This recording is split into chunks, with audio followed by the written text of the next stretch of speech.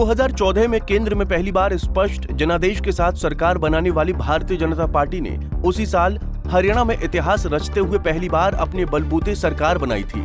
कभी राज्य में तीसरे चौथे नंबर के लिए संघर्ष करने वाली भाजपा की इस अप्रत्याशित ने सबको हैरान कर दिया था।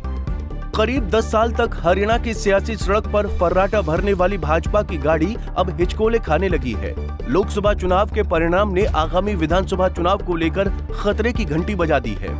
2019 में सभी 10 सीटों पर क्लीन स्वीप करने के साथ साथ 58% से अधिक वोट हासिल कर नया कीर्तिमान रचने वाली बीजेपी 2024 में महज 5 सीटों पर सिमट कर रह गई, जबकि बीते चुनाव में खाता भी नहीं खोल पाने वाली कांग्रेस ने इस बार न केवल 5 सीटें हासिल की, बल्कि हारी हुई सीटों पर भी बीजेपी को जबरदस्त टक्कर दी है।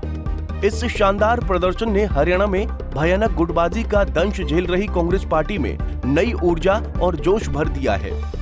10 साल से बगैर संगठन की चल रही पार्टी अब बीजेपी को सत्ता से उखाड़ फेंकने का दम भर रही है। हरियाणा में उत्पन्न हुई इस विषम राजनीतिक परिस्थिति ने बीजेपी को हिलाकर रख दिया है। पार्टी का शीर्ष नेतृत्व राष्ट्रीय राजधानी के बगल में स्थित इस छोटे से राज्य को लेकर कितना गंभीर है, इसका अंदाजा इसी बात से लगाया जा सकता है कि खुद केंद्रीय गृह मंत्री और बीजेपी में चाणक्य की भूमिका अदा करने वाले अमित शाह अब हरियाणा की राजनीति को डील कर रहे हैं। शनिवार को पंचकुला में शाह ने पूरी हरियाणा बीजेपी की क्लास लगाते हुए उन्हें आम चुनाव की गलतियों से सीख लेते हुए आगामी विधानसभा चुनाव के लिए जुट जाने को कहा।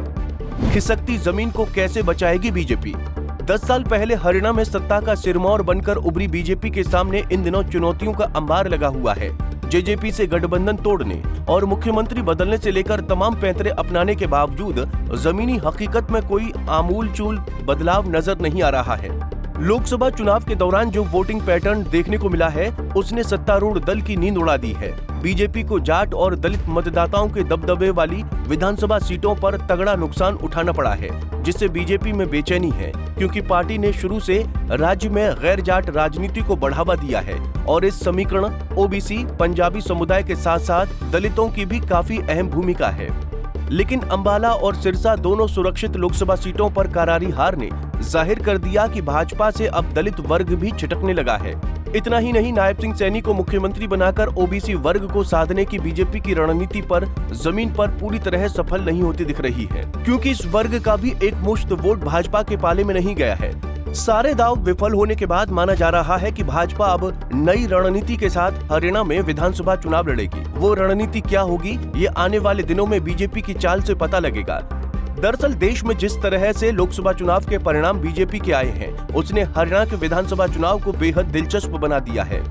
ये चुनाव बीजेपी से भी अधिक प्रधानमंत्री नरेंद्र मोदी के लिए महत्वपूर्ण होने वाला है, क्योंकि अगर बीजेपी ये चुनाव गंवाती है तो इसे पीएम मोदी के कम होते इकबाल की तरह पेश किया जाएगा, जिसका केंद्र सरकार की सेहत पर असर पड़ना तय है। Bureau report, Punjab Kesari TV. हमसे जुड़े रहने के लिए हमारे YouTube चैनल को सब्सक्राइब करें और नई वीडियो की नोटिफिकेशन के लिए बेल आइकॉन को दबाएं। अगर आप ये वीडियो Facebook पर देख रहे हैं तो लाइक जरूर करें और ज्यादा से ज्यादा शेयर करें। धन्यवाद।